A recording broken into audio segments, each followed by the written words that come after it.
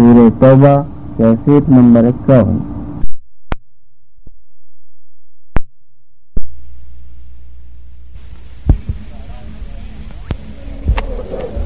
قال الله تبارك وتعالى في كلامه المجيد: أعوذ من الرجيم بسم الله الرحمن الرحيم فلا تعجبك أموالهم ولا أولادهم إنما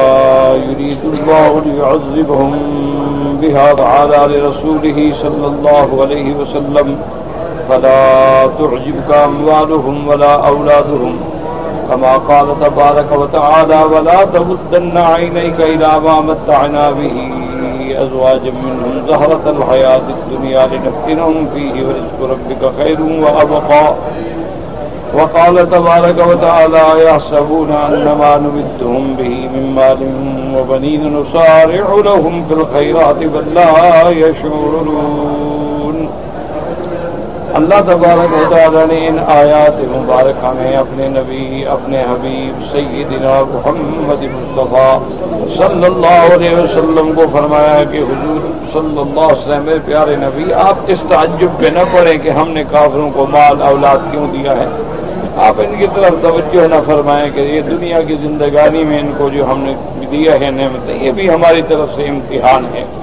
وَرِزْقُ رَبِّكَ خَيْرٌ وَأَبْقَىٰ، اصل نعمت جو ہے وہ آخرت کی ہے جو باقی رہنے والی ہے۔ اسی طرح اللہ نے فرمایا يَحْسَبُونَ أَنَّمَا نُمِدُّهُمْ بِهِ مِن مَّالٍ وَبَنِينَ، کیا گمان کرتے ہیں کہ ہم نے جو ان کو مال دیا ہے اولادیں دی ہیں، نُسَارِعُ لَهُمْ فِي الْخَيْرَاتِ بَل لَّا يَشْعُرُونَ، یہ سمجھتے ہیں کہ ہم ان کی بھلائی میں جلدی کر رہے ہیں، حالانکہ وہ لوگ نہیں جانتے میری حکمت ہے،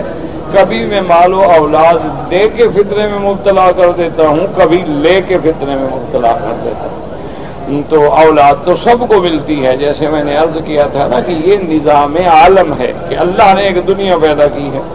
تو اب یہ نہیں کہ وہ زمین پہ کافر نہ رہے، یہ نہیں کہ وہ آسمان کے نیچے نہیں رہے گا، یہ نہیں کہ ہوا چلے تو کافر کو نہیں لگے گی، یہ نہیں تو اولاد ہو یا شادی ہو اور میاں بیوی ہوں تو ان کو اولاد نہیں ہوگی، یہ تو دنیا کا نظام ہے، یہ تو چلے گا۔ اصل بات یہ ہے کہ یہ دار عمل ہے اور آخرت جو ہے وہ دار الجزا ہے۔ کافر جو ہے وہ نہ خیرات کرے گا، نہ صدقات واجبہ، نہ صدقات نافلہ، نہ حقوق مالیہ، نہ حقوق اللہ ادا کرے گا، اور اس کے ذمہ جو ہے جرائم بڑھتے چلے جائیں گے۔ تو چیز بعض اوقات ایک ہی ہوتی ہے، لیکن وہی چیز ایک کے لیے باعث کامیابی ہو جاتی ہے اور دوسرے کے لیے باعث ناکامی ہو جاتی ہے۔ جیسے اللہ نے فرمایا کہ میں نے قرآن پاک نازل فرمایا ذل بہ کثیرا ویہدی بہ کثیرا، کہ اس سے بہت گمراہ ہو جاتے ہیں اور بہت سارے لوگوں کو ہدایت مل جاتی ہے۔ حالانکہ اللہ نے تو قرآن ہدایت کے لیے بھیجا ہے، لیکن جو قرآن پڑھ کے اعتراض کرے،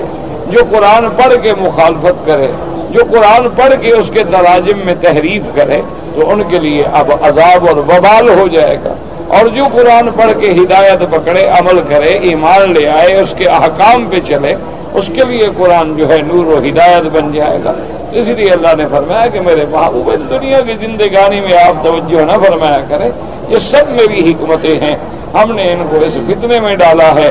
آزمائش میں ڈالا ہے، اور اسی وہ مال دولت کے چکر میں رہتے ہیں، اس وقت تک کہ موت ہی کفر پہ آ جاتی ہے، وہاں سے چھٹکارا ہی نہیں ملتا۔ اسی لیے اللہ تبارک و تعالی نے فرمایا انما یرید اللہ لیعذبہم بہا فی الحیاۃ الدنیا قال البصری بزکاتها والنفقۃ منها فی سبیل اللہ۔ حضرت حسن بصری رحمۃ اللہ علیہ فرماتی ہیں کہ یہ عذاب دنیا میں کیا ہے کہ دنیا ہے، دولت ہے، لیکن اللہ کے حقوق ادا نہیں کرتے، اللہ کے راستے میں خرچ نہیں کرتے، تو وہی دولت جو ہے وہ بال بن جائے گی۔ جیسے کہ آپ پڑھ چکے ہیں کہ والذین یکنزون الذهب والفضة ولا ينفقونها في سبيل الله فبشرهم بعذاب علیم، جو لوگ سونے چاندی کے خزانے جمع کرتے ہیں، اللہ کے حقوق ادا نہیں کرتے، نتیجہ کیا ہے؟ اللہ نے فرمایا ان کو عذاب دردناک کی خوشخبری دے دیں۔ یوم یحمى علیہا فی نار جہنم فتکوی بہا جباہہم وجنوبہم وظہورہم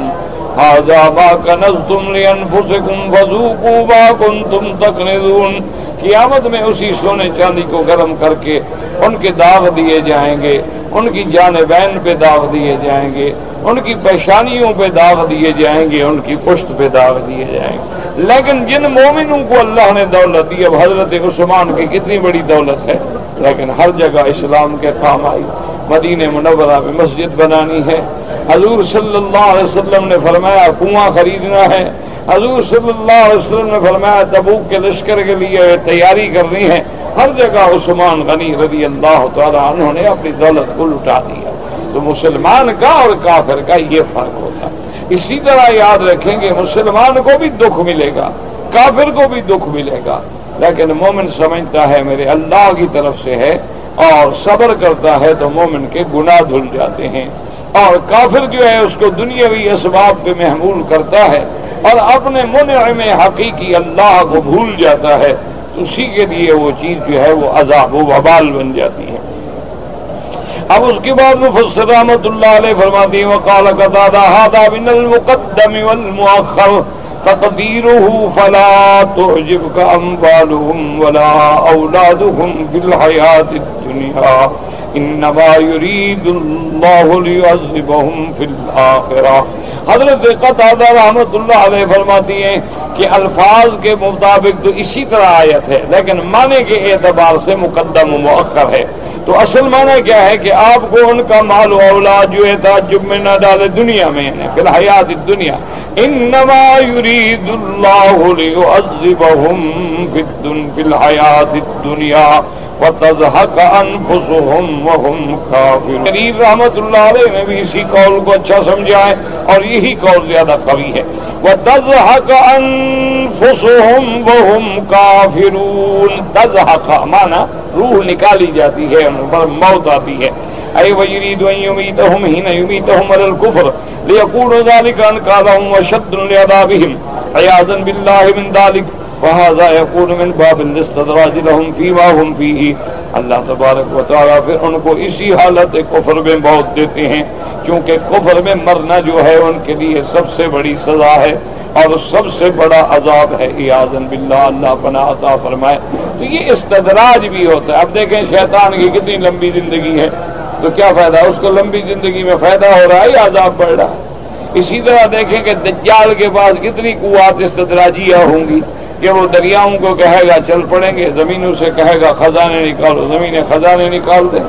تو اس لیے آدمی کو ان چیزوں کو دیکھ کر کبھی نہ گھبرانا چاہیے کہ یہ استدراج ہوتا ہے. اللہ تبارک و تعالیٰ معاف کرے. اسی لیے علماء نے رحمت اللہ علیہم اجمعین نے فرمایا کہ اللہ معاف کرے کہ کبھی کبھی ایسا ہوتا ہے نا جی کہ بندہ گناہوں میں مبتلا ہے لیکن پیسہ مل رہا ہے، رزق میں برکت ہو رہی ہے،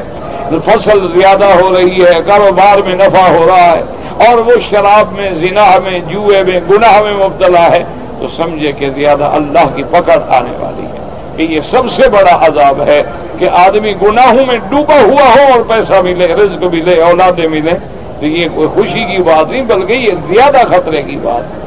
اور جو اللہ کے محبوب ہوتے ہیں، اللہ کے پیارے ہوتے ہیں، ان سے تو وہ چھوٹی سی بھی غلطی ہو جائے تو فوراً تکلیف آ جاتی ہے تاکہ اس کا دنیا میں اللہ ازالہ کر دیتے ہیں، اس کے گناہوں کے لیے کفارہ سیئات بنا دیتے ہیں. چیز تو ایک ہوتی ہے، ہمیشہ یاد رکھیں. اب دیکھیں نا مثال کے طور پر ایک آدمی ہے، پانی پیتا ہے، کھانا کھاتا ہے اور وہ اس کھانے کو اور پانی کو، اس قوت کو اللہ کی عبادت میں خرچ کرتا ہے. اس کے مقابلے میں ایک آدمی اچھا کھانا کھاتا ہے، اچھا پانی پیتا ہے اور اپنی طاقت کو گناہ میں، زنا میں، شراب میں خرچ کرتا ہے. تو لازمی بات ہے کہ دونوں میں آسمان و زمین کا فرق ہے، ورنہ پانی تو اس نے بھی پیا ہے اور پانی تو اس نے بھی پیا. ایک آدمی سو رہا ہے، نیند کر رہا ہے. اسی لیے حدیث مبارک میں آتا ہے، میرے آقا کا ارشاد گرامی ہے رحمت دو جہاں صلی اللہ علیہ وسلم نے فرمایا کہ عالم کی نیند جو ہے وہ عبادت ہے. حالانکہ وہ تو سویا ہوا ہے، نیند کر رہا ہے. اس لیے کیوں عبادت ہے کہ بھئی نیند میں اٹھے گا، اس کی طبیعت ٹھیک ہوگی تبھی تو کتاب پڑھائے گا، اس کی طبیعت حاضر ہوگی تو مطالعہ کرے گا، قرآن پڑھائے گا. تو اس لیے اس کی نیند کو بھی اللہ نے عبادت قرار دے دی. اور اسی طرح دیکھیں کہ اگر فاسق فاجر آدمی ہے تو اس کا جاگنا بھی عبادت نہیں اور نہ سونا عبادت ہے۔ اسی لیے حتیٰ کہ بعض علماء فرماتے ہیں کہ جو لوگ گناہوں کا سفر کرتے ہیں ان کا سفر بھی معتبر نہیں، یعنی ان کو وہ رعایت بھی نہیں ملنی چاہیے جو سفر میں ملتی ہے، کیوں کہتے ہیں کہ ان کا سفر جو ہے وہ اللہ کی طاعت میں نہیں ہے، بلکہ وہ چوری کے لیے سفر کر رہا ہے، وہ ڈاکے کے لیے نماز 2 رکعت پڑھ رہا ہے، اللہ کے رحمتوں سے فائدہ اٹھانا چاہتے ہیں اور اللہ کی نافرمانی بھی کر رہا ہے۔ اس کے بعد فرمایا وَيَحْلِفُونَ بِاللَّهِ إِنَّهُمْ لَمِنكُمْ وَمَا هُمْ مِنكُمْ وَلَكِنَّهُمْ قَوْمٌ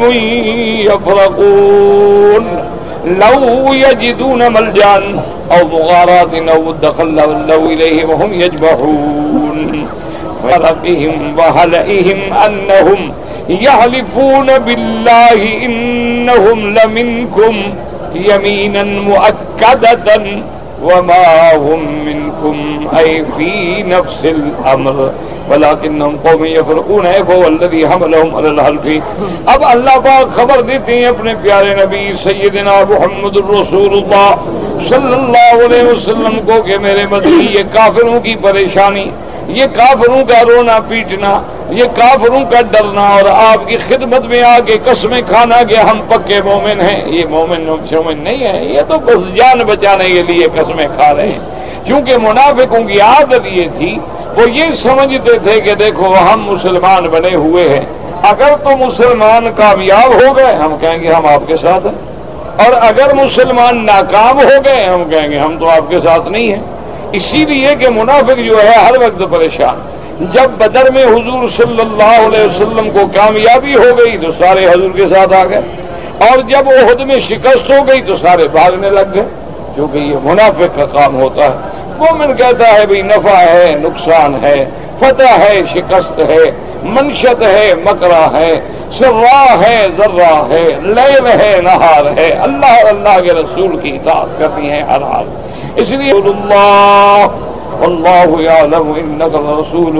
واللہ یشہد ان المنافقین لکاذبون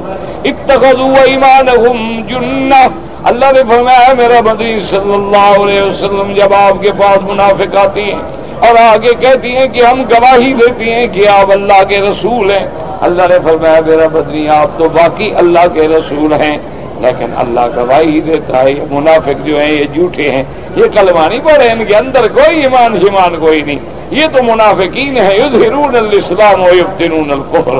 اور یہ اسلام کیوں ظاہر کرتے ہیں؟ بزدل ہیں، خوف ہے کہ مسلمان کامیاب ہو گئے ہم تو مارے گئے، اس لیے ہم مسلمانوں کے ساتھ مل جائیں۔ پھر جب دیکھتے ہیں کہ مسلمانوں کو شکست ہو گئی کہتے ہیں یار ہم تو کافروں کے ساتھ ٹھیک ہے، اچھا ہوا کہ ہم ان کے ساتھ نہیں ملے، ہم نے کافروں سے بھی بنائی ہوئی ہے۔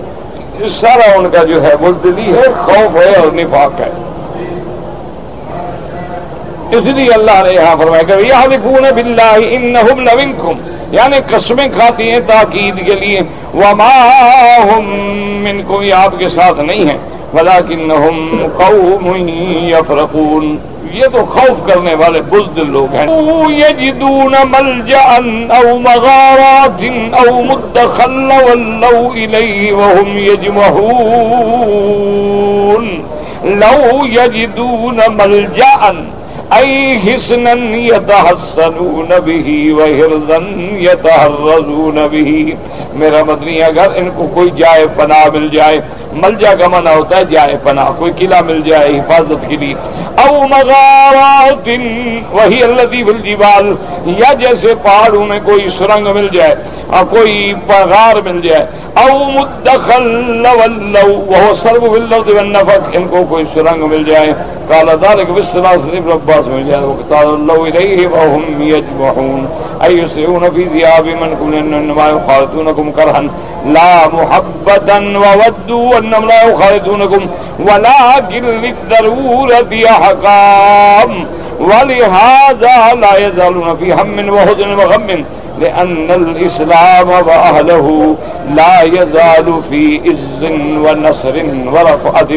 ولهذا كلما صار المسلمون صاهم ذلك وهم يودون ألا يخالطوا المؤمنين ولهذا قال تبارك وتعالى ابو فسر رحمۃ اللہ علیہ فرماتی ہیں مدخل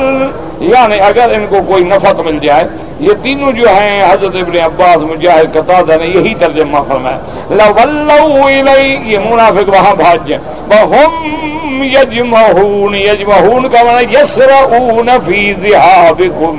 یہ جلدی جلدی چلے جائیں کیونکہ انما یخالطونکم یہ مسلمان بن کے جو آپ میں ملے ہوئے ہیں یہ ڈر کے مارے ہیں. لا محبتن کوئی محبت نہیں اسلام سے ان کو. یہ تو چاہتے ہیں کہ آپ کے ساتھ نہ رہیں لیکن ضرورت کے مطابق ان احکام کو ان نے قبول کیا ہوا ہے. اور نتیجہ کیا نکلا کہ منافق جو ہے حسد کرنے والا ہمیشہ ہم میں غم میں اسی عذاب میں جلتا رہتا ہے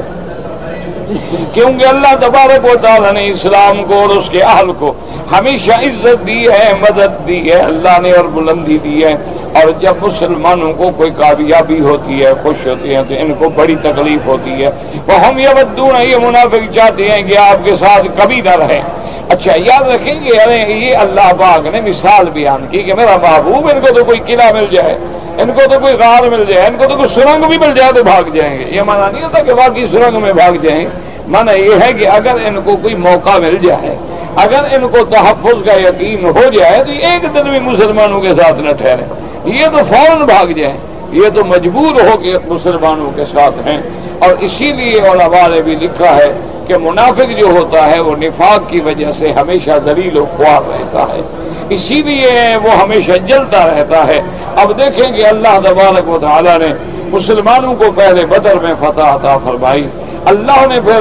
صلح الحدیبیہ میں فتح مبین عطا فرمائی, اس کے بعد اللہ تبارک و تعالیٰ نے اصابہم فتحا قریبا خیبر میں فتح عطا فرمائی, اس کے بعد اللہ تبارک و تعالیٰ نے فتح مکہ عطا فرمائی, اس کے بعد اللہ نے فتح حنین عطا فرمائی, اور اس کے بعد اللہ تبارک و تعالیٰ نے جزیرہ عرب پر فتح عطا فرمائی. اللہ نے مشرکین کو بھی نکالا, یہود و نصارہ کو بھی نکالا, اسلام کا پرچم بلند ہوتا چلا گیا اور منافق ذلیل و خوار ہوتے چلے گئے. جو جو اسلام کو عزت ملی, جیسے جیسے اسلام کو عظمت ملی, منافق جلتے رہے,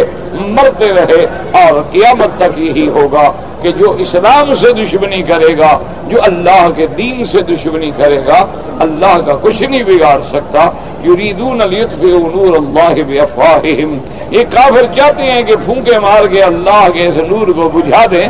لیکن ان کی آنکھیں اندھی ہو جائیں گی, ان کی پھونکیں مٹ جائیں گی اور یہ اللہ کے دین کو نہیں مٹا سکتے بلکہ دین اسلام غالب ہو جائے. اس کی مثال علماء نے یہ دی ہے کہ جیسے کوئی آدمی سورج کی طرف منہ کر کے تھوکنا شروع کر دے تو تھوک اپنے منہ پہ آئے گی, سورج کا کیا بگڑے گا. اگر کوئی اسلام کے خلاف بات کرے, اگر کوئی سرکار دو عالم سیدنا محمد رسول اللہ صلی اللہ علیہ وسلم کے خلاف بات کرے, اگر کوئی اصحاب رسول کے خلاف بات کرے, اگر کوئی اہل بیت رسول کے خلاف بات کرے, اسی طرح ائمہ محدثین, ائمہ فقہا, علماء امت کے خلاف توہین کرے, نتیجہ یہ نکلتا ہے کہ وہ خود حسد میں جلتا رہتا ہے, خود حسد میں مرتا رہتا ہے, ورنہ اللہ والوں کی اللہ خود عزت محفوظ رکھتے ہیں. فرمایا وَمِنْهُمْ مَنْ يَلْمِزُكَ فِي الصَّدَقَاتِ وَإِنْ أُعْطُوا مِنْهَا رَضُوا وَإِنْ لَمْ يُعْطَوْا مِنْهَا فَإِذَا هُمْ يَسْخَطُونَ وَلَوْ أَنَّهُمْ رضوا ما آتاهم الله ورسوله وقالوا حسبنا الله سيؤتينا الله من فضله ورسوله إنا إلى الله راغبون. قال المؤلف المفسر والله تعالى يقول تعالى ومنهم أي ومن المنافقين من يلمزك أي يعيب عليك في الصدقات في قسم الصدقات إذا فرقتها ويتهمك في ذلك وهم المتهمون المأبونون وهم ماذا لا ينكون للدين من ما ينكون لحزين المسلم ولہذا ان اوتوا منها رضوا وان لم يؤتوا منها واذا هم يسخطون يكذبون، کہ اگر آپ ان کو صدقات میں خیرات میں کچھ مال دے دیں پھر بڑے خوش ہو جاتے ہیں، اور اگر ان کو مال نہ دیں تو پھر یہ بڑے ناراض ہو جاتے ہیں۔ اس لیے حدیث مبارک میں بھی ہے اور اللہ کے قرآن پاک میں بھی ہے کہ جب میرے آقا آمنہ کے لال سیدنا محمد الرسول اللہ صلی اللہ علیہ وسلم حدیبیہ سے واپس آئے، حضور پاک حدیبیہ سے واپس جب تشریف لے آئے تو زیادہ سے زیادہ 2 مہینے کے اندر اللہ کے حکم سے خیبر کے لیے حضور نے تیاری کی۔ اب جب حضور خیبر کے لیے تیار ہوئے، یہ محرم کے آخر کا واقعہ ہے، کیونکہ حضور ذی القعدہ میں تشریف لائے تھے، ذی القعدہ کے مہینے میں حضور حدیبیہ میں تھے اور صلح ہو گئی اور حضور عمرے کے بغیر واپس تشریف لے گئے، تو مدینے پہنچتے ماشاءاللہ ذی الحجہ ہو گیا، اس کے محرم کے آخر میں حضور نے سفر فرمایا خیبر کے لیے، اور خیبر فتح ہوا سفر کے مہینے میں۔ تو جب خیبر کے لیے تیاری ہوئی حضور نے اعلان کیا تو اب متخلفین من الاعراب، وہ لوگ جو حدیبیہ نہیں گئے تھے وہ بھی آ گئے، اور انہوں نے کہا کہ حضور صلی اللہ علیہ وسلم ہم جو حدیبیہ میں نہیں گئے نا جی، ہم تو بڑے مجبور تھے حضرت، بڑے معذور تھے، ہمارے گھروں میں بڑے حالات عجیب تھے، اب تو ہم آپ کے ساتھ ہیں نا، آپ خیبر میں ہم آپ کے ساتھ ہیں، دیکھیں ہم کیسے جوہر دکھاتے ہیں بہادری کے۔ حضور نے فرمایا نہیں، اللہ کا حکم ہے کہ خیبر میں صرف وہ جائیں گے جو حدیبیہ میں گئے، اور کوئی۔ انہوں نے کہا حضور مہربانی کریں ہمیں جائیں، ان کو پتا تھا کہ خیبر فتح ہوگا، کہ اللہ کے نبی کو اللہ نے ایسی کامیابی دی ہے کہ مکے میں جا کر خیریت سے واپس آ گئے، مشرکین مکہ کچھ نہیں کر سکے، ورنہ حضور تو مدینے سے 350 میل دور بیٹھے ہیں۔ تو اور اس کے فوراً بعد حضور جا رہے ہیں خیبر کے لیے، اور قرآن بھی کہہ چکا ہے اصحاب تو یہ اور اگر مال، یہ اللہ نے قرآن میں آیتیں کیوں نازل، منافقوں والا کردار تو نہیں سب، اور اگر اسلام میں تمہیں مال، جناب اللہ کا جی کروڑ شکر ہے، اور اگر نہ ملے تو کہتے ہیں جی پتہ نہیں کیا، پتہ نہیں تقدیر ساری بات ہمارے لیے لکھی ہوئی، اللہ نے اولاد بھی ہمیں نہیں دی، پیسہ بھی ہمیں نہیں دیا، بیماریاں بھی ہم، ولا لما قضیت ولا، کہ وہ ہر حال پہ اللہ کے احکام پہ راضی ہو، قبول فرماتا ہے، اور یہ سمجھتا ہے کہ بھی اگر زیادہ دے رہے ہیں تو کوئی حکمت ہے، اگر تھوڑا دے رہے ہیں تو اس میں بھی کوئی حکمت ہے۔ اسی طرح یہ منافقین میں سے آپ پر عیب لگاتے ہیں، یلمزو کا لمز، جیسے قرآن میں آپ نے پڑھا نا ویل لکل ہمزۃ لمزہ، الحمز واللمز۔ اچھا عیب ہوتا ہے 2 طرح، ایک ہوتا ہے زبان سے عیب لگانا، ایک ہوتا ہے کہ زبان سے تو نہیں کہتا لیکن اشارے سے عیب لگاتا ہے، اور آنکھوں سے ایسی اشارے کرتا ہے جیسے دیکھا جی اس کا کیا حال ہے، تو یہ بھی عیب کا ایک طریقہ ہے۔ اور میں منہم من یلزمک علیک فی قسم الصدقات اذا فرقتها ویتہمک فی ذلک، میرے مدنی جب آپ صدقات کو تقسیم کرتی ہیں تو یہ منافق تہمت لگاتے ہیں، وہ هم المتہمون المعبونون، اصل میں تو تہمت کے قابل یہی ہے، یہی خسارے والے ہیں، معبون مانا خسارے والے، یہ بون کا مانا ہوتا ہے خسارہ، خود خسارے والے تو یہی ہیں۔ وَهُمْ مَعَ هَذَا لَا يُنْكِرُونَ لِلدِّينِ وَإِنَّمَا يُنْكِرُونَ لِحَظِّ أَنفُسِهِمْ، دراصل یہ دین پہ اعتراض نہیں ہے بلکہ یہ اعتراض اس لیے کر رہے ہیں کہ ان کو اپنے نفس کا ذاتی فائدہ حاصل نہیں ہوا، ذاتی فائدہ نہیں ملا، فلہذا انہوں تو من الزکات حضور جب ان کو کچھ مال ملے تو راضی ہو جاتے ہیں، وَإِن لَّمْ يُؤْتَوْا مِنْهَا إِذَا هُمْ يَسْخَطُونَ، اور جب نہ ملے تو یہ ناراض ہوتی ہیں، یسخطون کا معنی یغضبون لأنفسهم، اب یہ غصے میں آ جاتے ہیں کہ جی ہمیں نہیں ملا۔ قال ابن جریر اخبرنی داؤد ابن ابی عاصم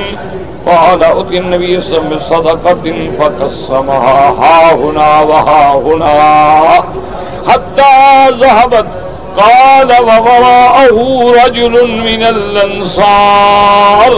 فقال ما هذا بالعدل فنزلت هذه الآية. ابن جریر رحمت اللہ علیہ نے داؤد ابن ابی عاصم سے روایت کی ہے کہ ہوتی ہے نبی صلی اللہ علیہ وسلم صدقۃ، حضور کی خدمت میں مال آئے صدقے کے، آپ نے اس کو دیا، اس کو دیا، اس کو دیا، اس کو دیا. تو ایک آدمی انصار کے پیچھے بیٹھا تھا، اس نے کہا کہ یہ عدل نہیں ہے کہ حضور سب کو دے رہے ہیں لیکن ہمیں نہیں دے رہے. تو اللہ نے قرآن پاک نازل فرمایا کہ میرا محبوب یہ منافق ہیں، ان کو جب خود کو مال ملے تو بڑے خوش ہو جاتے ہیں، اور جب ان کو نہ ملے تو اللہ کے رسول پہ ناراض ہوتے ہیں. وَمِنْهُمْ مَنْ يَلْمِزُكَ فِي الصَّدَقَاتِ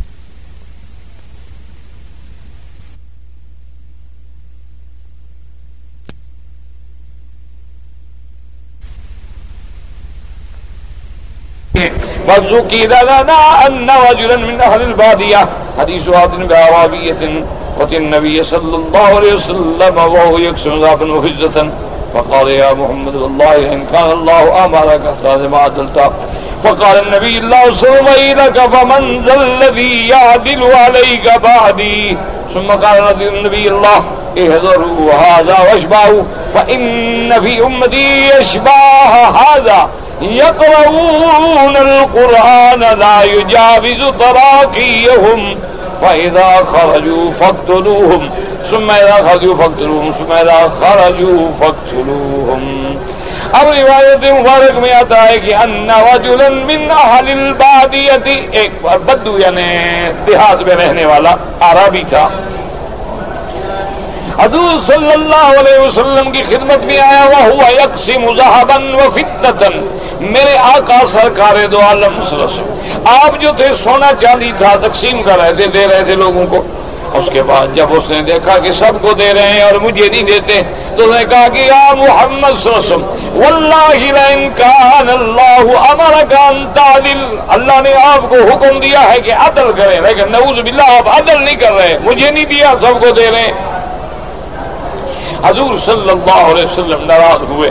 آپ نے فرمایا ویلک، ہلاکت ہو تیرے لیے. فمن ذا الذی یعدل علیک بعدی، اللہ کے نبی سے زیادہ کون عدل کرنے والا ہے؟ اگر میں عدل نہیں کر رہا بدبخت آدمی تو اللہ کے نبی کے بعد کون زیادہ عدل کرے گا؟ ثم قال نبی اللہ، اس کے بعد حضور نے فرمایا احذروا، ان لوگوں سے بچنا، ان لوگوں کے امثال سے بچنا. ایسے بھی لوگ میری امت میں آئیں گے لا یقرؤون القرآن لا یجاوز تراقیہم، اللہ کا قرآن پڑھیں گے لیکن قرآن گردن سے نیچے نہیں اترے گا. ظاہراً قرآن پڑھیں گے، نمازیں پڑھیں گے لیکن اندر نہیں جائے گا قرآن. یعنی ظاہری طور پر بڑے عابد ہوں گے، بڑے قرآن پڑھنے والے ہوں گے، جیسے خوارج کے بارے میں آیا ہے، نواسب کے بارے میں آیا ہے، بڑی بڑی عبادتیں کرتے ہیں، قرآن پڑھتے ہیں، لیکن اللہ کے نبی اور اہل بیت رسول کے دشمن ہیں تو برباد ہو گئے. اس لیے حضور نے فرمایا فَإِذَا خَرَجُوا فَاقْتُلُوهُمْ،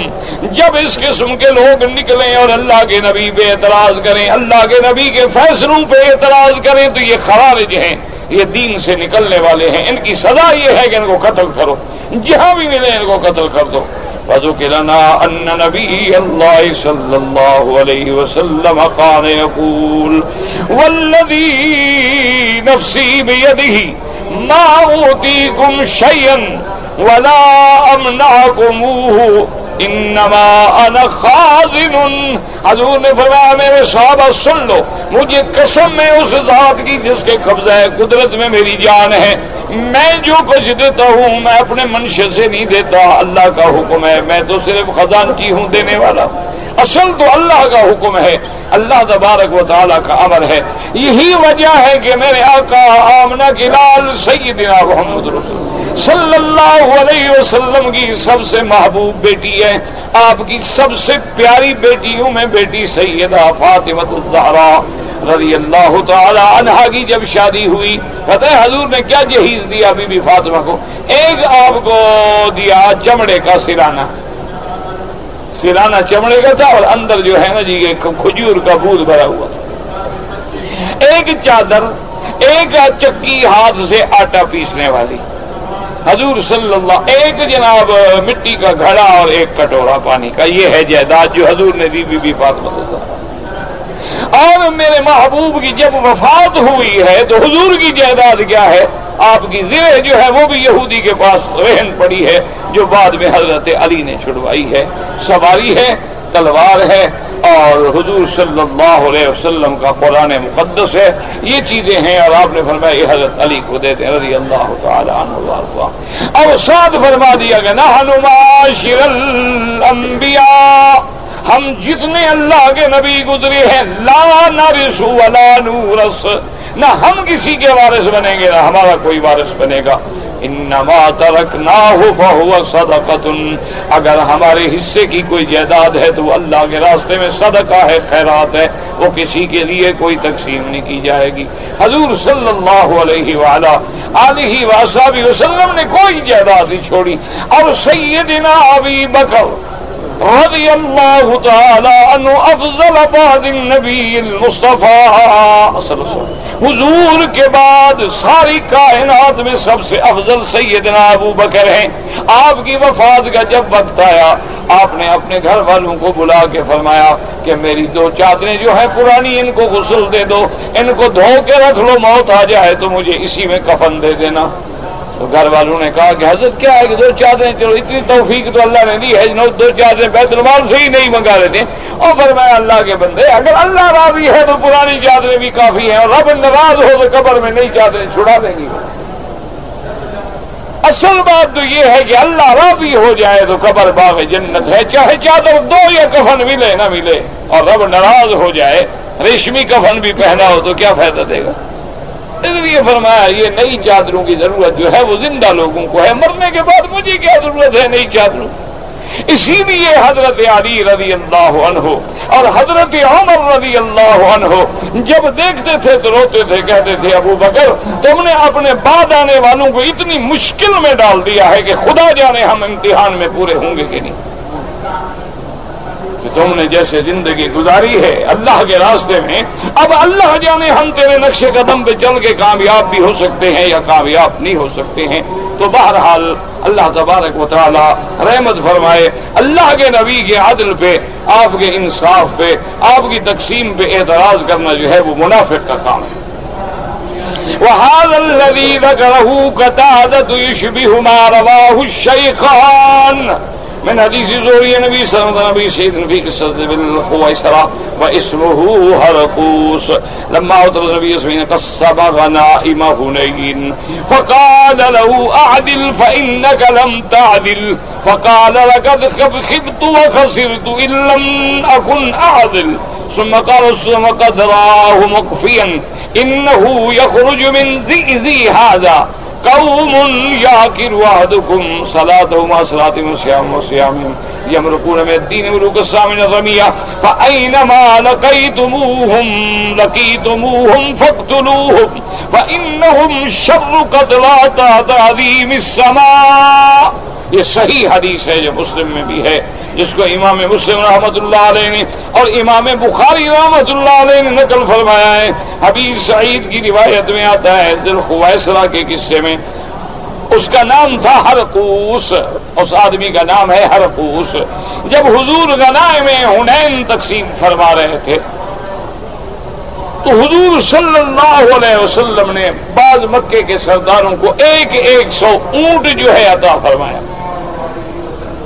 یہ ہرقوس جو ہے اس کو موقع مل گیا، اس نے آ کے حضور سے کہا کہ عادل یا رسول اللہ عدل کریں، ان کو آپ 100 اونٹ دے رہے ہیں اور ہمیں 1 اونٹ۔ فإنك لم تعدل، نعوذ باللہ آپ عدل نہیں کر رہے۔ حضور غصے میں آ گیا، آپ نے فرمایا خبت و خسرت، اس کا مطلب ہے میں تو تروٹے میں پڑ گیا، اگر میں نبی ہو کر عدل نہ کروں تو کون عدل کرے گا؟ اس کے بعد حضور صلی اللہ علیہ وسلم نے دیکھا کہ اس بندے نے مکفی انمانا ایسے کپڑا ڈال کے گھونگٹ نکالا ہوا ہے، تو آپ نے فرمایا میرے صحابہ انہو یخرج من ذئذی ھذا، اسی بندے کی پشت سے، اس کے نسب سے، اس کے خاندان سے ایک قوم نکلے گی، اور وہ لوگ ایسے ہوں گے ظاہر عبادت میں کہ ان کی نمازوں کے سامنے تم اپنی نمازوں کو حقیر سمجھو گے، ان کے روزوں کے سامنے تم اپنے روزوں کو حقیر سمجھو گے، لیکن وہ دین سے ایسے نکلیں گے جیسے تیر شکار سے نکل جاتا ہے۔ ایسے لوگ جہاں بھی ملے ان کی سزا یہ ہے کہ ان کو ختم کر دیا۔ اس لیے ہمیشہ یہ نہ سمجھا کریں کہ صرف نمازیں پڑھنے سے دین آ جاتا ہے۔ بعض لوگ بظاہر آپ دیکھیں بڑا دین پہ چلنے کا دور لگاتے، اصل فتنہ ہوتے ہیں دین میں۔ اللہ تبارک و تعالیٰ ایسے لوگوں کے فتنوں سے محفوظ فرمائے۔ جیسے خوارج پیدا ہوئے، نواسب پیدا ہوئے، روافض پیدا ہوئے، کرامیہ پیدا ہوئے، قدریہ پیدا ہوئے، جہمیہ پیدا ہوئے، جبریہ پیدا ہوئے، مشبہہ پیدا ہوئے، مجسمہ پیدا ہوئے، بڑے بڑے فتنے آئے۔ اور ظاہر دیکھو تو عالم ہیں، نماز ہے، روزے ہیں، حج ہے، زکوٰۃ ہے،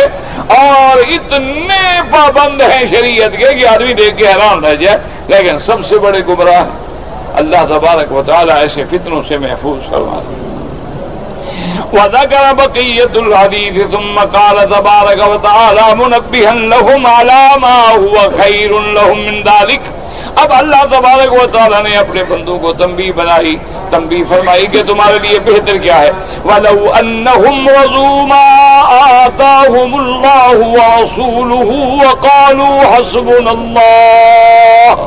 وقالوا حسبنا الله سيؤتينا الله من فضله ورسوله إنا إلى الله راغبون۔ اللہ نے فرمایا میرا مدنی صلی اللہ علیہ وسلم ایمان والوں کو بتا دے کہ ایمان والوں کا کام یہ ہوتا ہے کہ جب ان کو مل جائے جو کچھ اللہ کا رسول ان کو دے، جو بھی ملے، تھوڑا ملے، زیادہ ملے، وہ کہے بھئی ہم تو راضی ہیں، اللہ ہمارا کافی ہے، جو اللہ کے رسول نے دیا ہے بس یہ بھی اس کا کرم ہے، یہ بھی اس کا انعام ہے، اور ہم تو اللہ کی طرف جانے والے ہیں، ہمیں تو اصل بات یہ ہے کہ رب راضی ہو جائے، مال تھوڑا ملے یا مال زیادہ ملے، غنیمت میں مال کم ملے یا حصہ زیادہ ملے، جو بھی اللہ کے رسول نے ہمیں دیا ہے، اللہ اور اللہ کے رسول کی تقسیم پہ، آپ کے فیصلے پہ ہم ہر حال میں راضی ہیں۔ اس لیے حضور پاک صلی اللہ علیہ وسلم نے فرمایا وَضَمَّنَتْ هَذِهِ الْآيَةُ الْكَرِيمَةُ أَدَبًا عَظِيمًا وَسِرًّا شَرِيفًا۔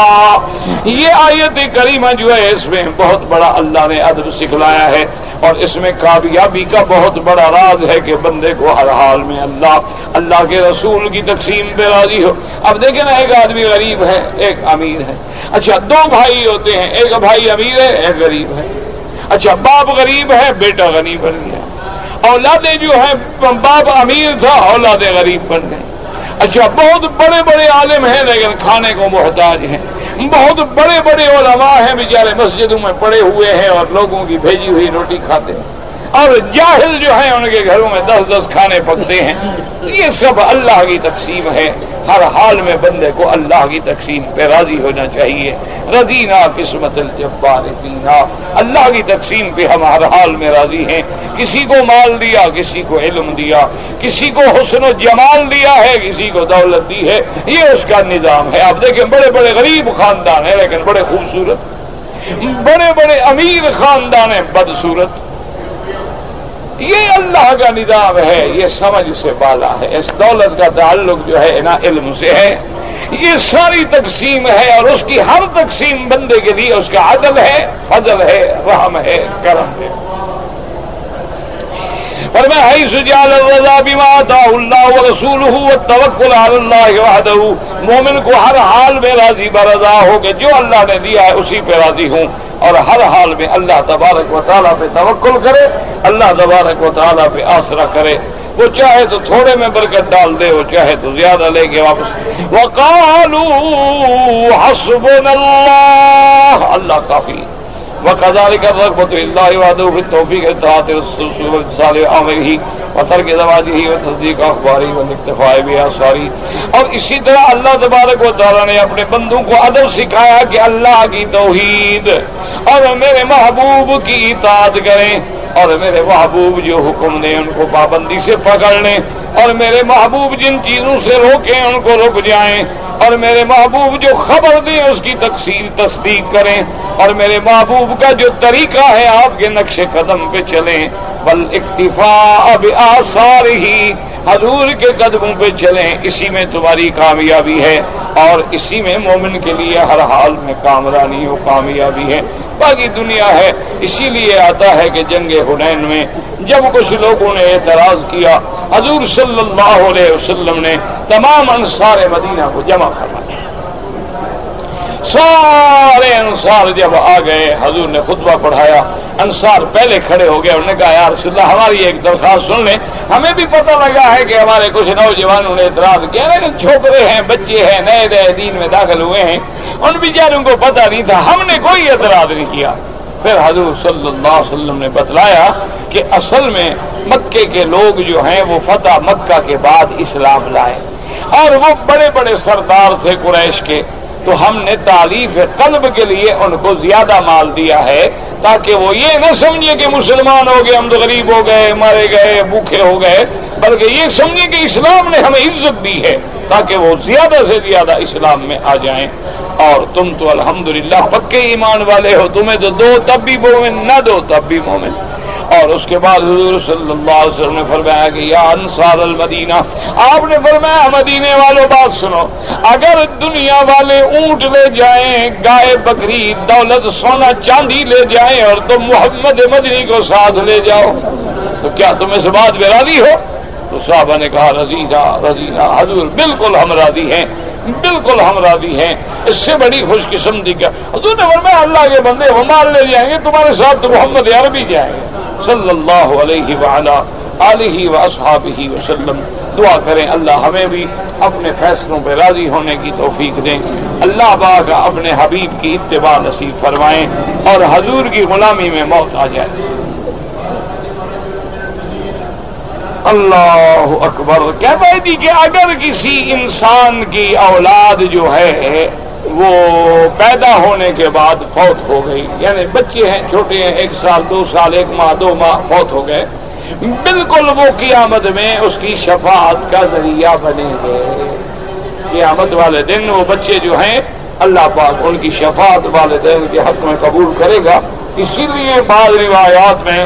جنازے کی دعاؤں میں یہ دعا بھی موجود ہے کہ یا اللہ میری اس اولاد کو میرے لیے آگے جانے والا بنا، میرے لیے ذخیرہ آخرت بنا، اور میرے لیے آخرت میں شفاعت کا ذریعہ بنا۔ تو وہ جو معصوم بچے ہوتے ہیں وہ قیامت والے دن اپنے والدین کی شفاعت کریں گے۔ اور اسی طرح ایک حدیث مبارک میں یہ بھی آتا ہے کہ قیامت والے دن اس میدان حشر میں جہاں سورج جو ہے بالکل قریب آ جائے گا اور لوگ جو ہیں وہ پسینے میں غرق کھڑے ہوں گے، تو وہ چھوٹے چھوٹے بچے جو ہیں وہ جنت کے پانی کے پیالے لے کے میدان میں بھاگ رہے ہوں گے اور اپنے والدین کو ڈھونڈیں گے، تو لوگ کہیں گے ابھی مجھے پانی دو گے، چھوڑ تمہیں کی دوں، میں نے اپنے ماں باپ کو پلانا ہے، تمہیں تھوڑا دینا ہے۔ تو اس لیے اگر اللہ بچوں کو والدین سے جدا کرتا ہے اور وہ صبر کرتے ہیں تو یہ بھی حکمت ہے کہ اللہم اجعلہ لنا ذخرا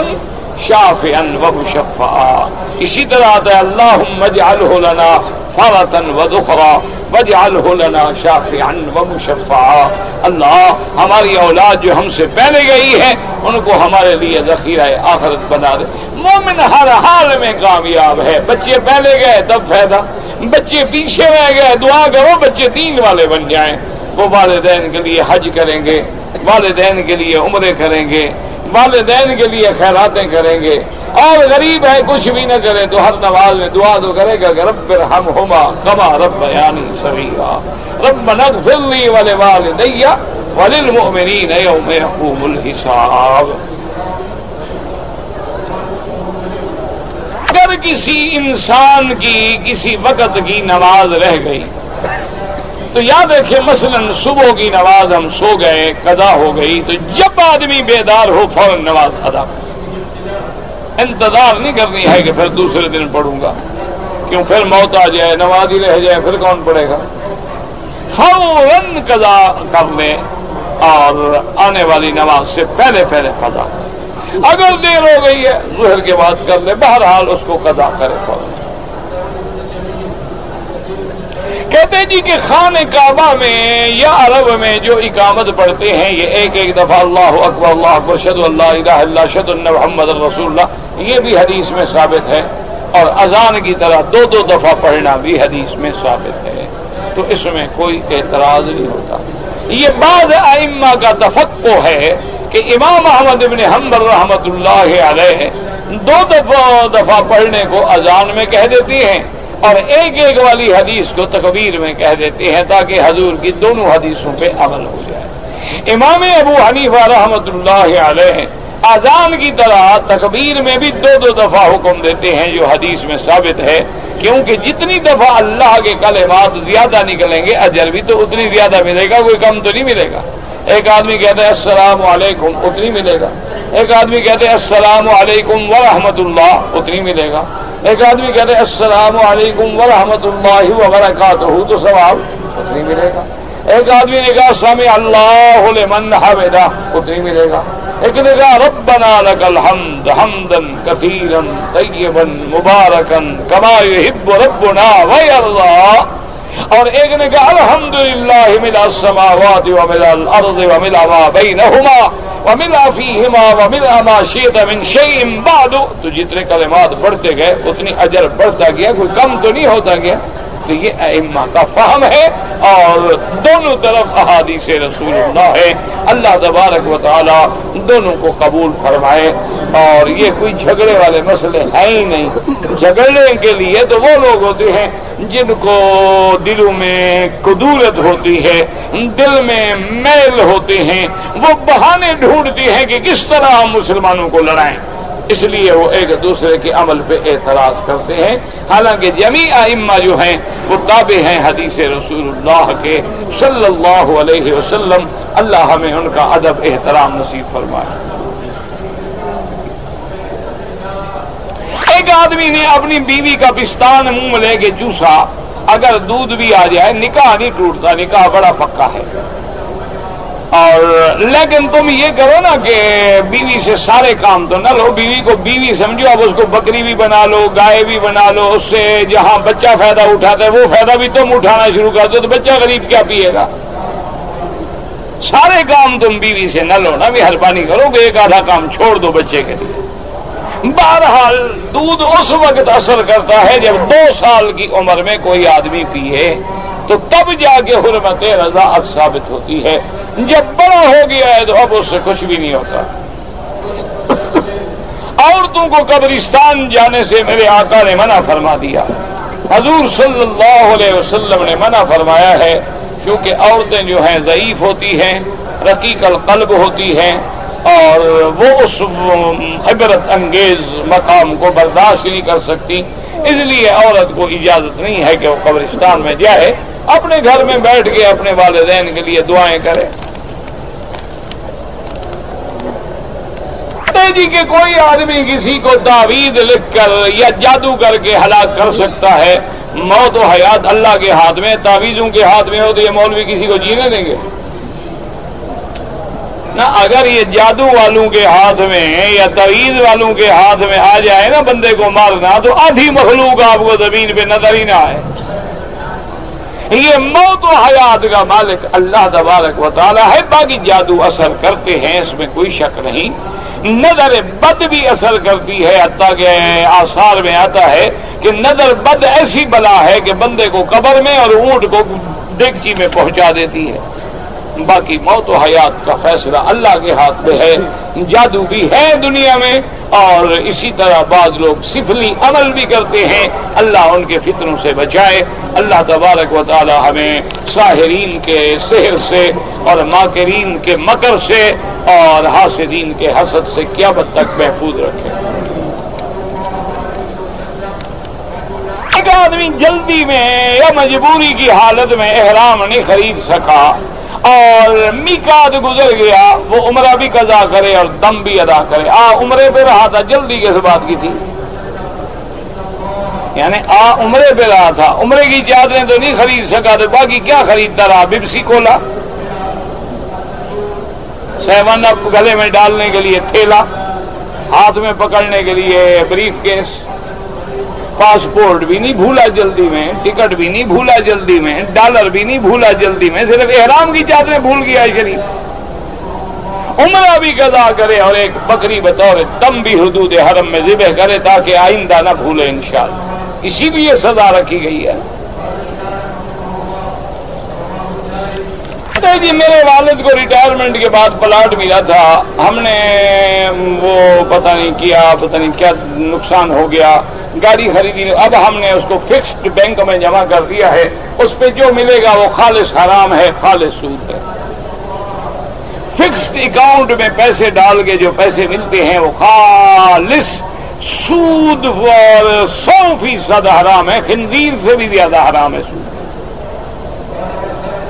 خنزیر کو اللہ نے حرام کہا ہے، لیکن سود اتنی بڑی لعنت ہے، حضور نے فرمایا کہ لکھنے والے پر بھی لعنت، گواہی دینے والے پر بھی لعنت، لینے والے پر بھی لعنت، دینے والے پر بھی لعنت۔ اور فقہا نے لکھا ہے کہ جس بلڈنگ میں بینک ہے، سودی کاروبار ہوتا ہے، اس کے سائے میں بیٹھنا بھی حرام ہے۔ باقی تم جانو، تمہارا کام جانو۔ تقدیر جو لکھی جا چکی ہے انسان کو مکلف ہے، بس آپ مکلف ہیں، آپ کام کرتے ہیں، جو کام کر رہے ہیں یہی تقدیر ہے۔ اگر ایک آدمی شادی شدہ ہے تو اپنی بیوی سے کتنا دور رہے؟ زیادہ سے زیادہ 6 مہینے، جیسے کہ خلافت سیدنا عمر رضی اللہ تعالی عنہ میں آپ نے احکام جاری کیے تھے گورنرز کو کہ جو لوگ جہاد میں ہیں ان کو 6 مہینے کے بعد گھر بھیج دیا کریں۔ باقی اگر میاں بیوی راضی ہیں، حالات ہیں، 2 سال نوکری کے لیے آتا ہے، چھٹی نہیں ملتی، سال کے بعد چھٹی ملتی ہے، اور اسباب ہیں کہ بیوی کی عزت بھی محفوظ ہے، ہمارے سمجھ کوئی حرج نہیں، گناہ نہیں ہوگا، لیکن شرط یہ ہے کہ دونوں راضی ہوں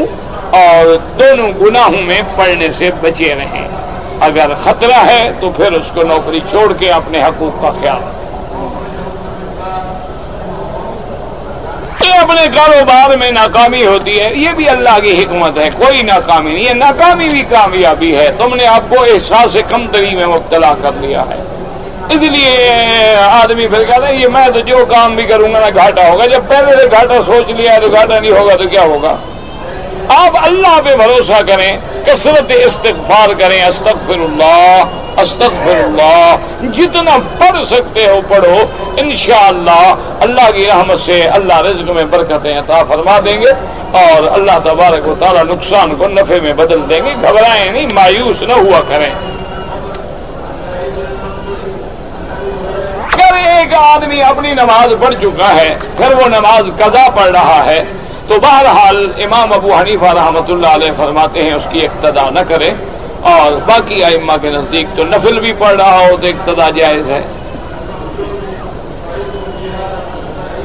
اگر خانہ کعبہ کی یا مسجد نبوی کی تصویریں ہوں تو کوئی حرج نہیں، لیکن کوشش کریں وہ تصویریں لیں جس میں بندے نظر نہ آئیں، کیونکہ روح والی چیز جو ہے اس کی تصویر ناجائز ہے، اور بغیر روح والی چیز جو ہے اس کی تصویر جائز ہے۔ کیا معنی؟ بلڈنگ ہے، مکان ہے، کعبۃ اللہ ہے، مسجد نبوی ہے، مسجد اقصی ہے، تو کوئی حرج نہیں، لیکن جس میں بندے ہوں وہ تصویر نہ لیں، کیونکہ علماء نے فرمایا ہے کہ ہر ذی روح کی تصویر جو ہے وہ حرام ہے۔ میرا بیوی بیمار ہے، اللہ سب بیماروں کو شفا دے۔ حج بدل جو ہے وہ کس آدمی کو کرنا چاہیے؟